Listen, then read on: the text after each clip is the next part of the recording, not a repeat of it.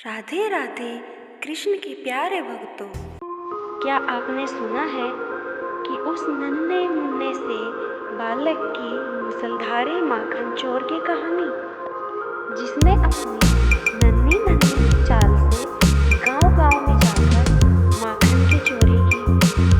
जानिए कैसे भगवान श्री कृष्ण ने अपनी शरारतों से माखन का स्वाद लिया और गोकुल को हंसी और खुशी से भर दिया।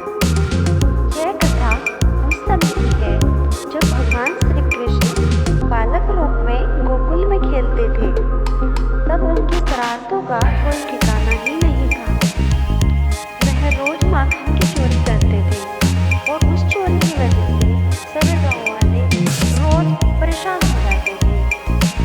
गोकुलवासियों को भगवान श्री कृष्ण के माखन चोरी के बारे में पता चल जाता था कि माखन श्री कृष्ण ने ही चुराया, लेकिन वह कभी भी उनको नहीं पकड़ पाते, क्योंकि भगवान श्री कृष्ण अपने शरारती अंदाज में कहीं से भी निकलकर भाग जाते थे और गोकुलवासी सब खड़े देखते रह जाते थे।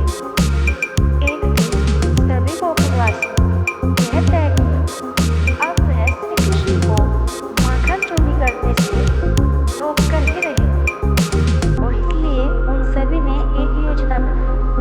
एक दिन जब श्री कृष्ण माखन चुराने पहुंचे तो गांव वालों ने उनके रास्ते में मूसल को रख दिया। मूसल जिसको पीसने का एक यंत्र होता है।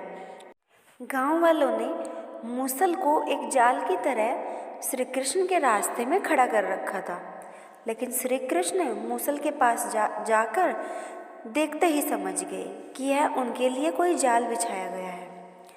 लेकिन भगवान श्री कृष्ण डरते तो नहीं थे और वह घबराए भी नहीं, और उन्होंने चतुराई से उस मूसल को अपने हाथ में उठा लिया और फिर उस मूसल को ऐसे रखा कि किसी की उस पर नज़र न पड़े, और वह माखन चुराने में कामयाब हो गए और वहाँ से माखन खाने के बाद निकल गए। और गांव वाले देखते ही रह गए, किसी को पता ही नहीं चला कि कान्हा माखन खाकर भी जा चुके हैं। सभी गांव वाले बहुत हैरान थे कि उन्होंने श्री कृष्ण के लिए जो जाल लगाया था, श्री कृष्ण ने वह भी अपनी चतुराई से असफल कर दिया।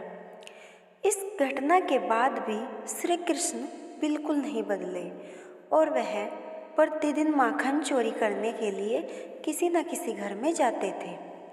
लेकिन अब यह हो गया था कि लोग उनकी शरारतों को पसंद करने लगे थे और कोई भी उनसे नफरत नहीं करता था और सब उन्हें प्यार करते थे। गोपियाँ तो अपने आप ही उन्हें माखन अर्पित कर देती थी।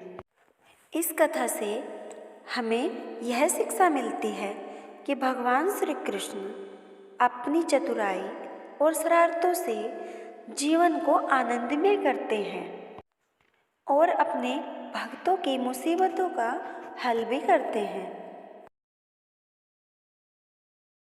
हम सभी पर हमेशा बनी रहे और उनकी लीला हम सभी को जीवन में आगे बढ़ने के लिए प्रेरित करती रहे। अगर आपको यह कथा अच्छी लगी है तो वीडियो को लाइक करें और चैनल को सब्सक्राइब करें और कमेंट में बताएं कि अगली कथा कौन सी सुनना चाहते हैं। जय श्री कृष्ण। राधे राधे।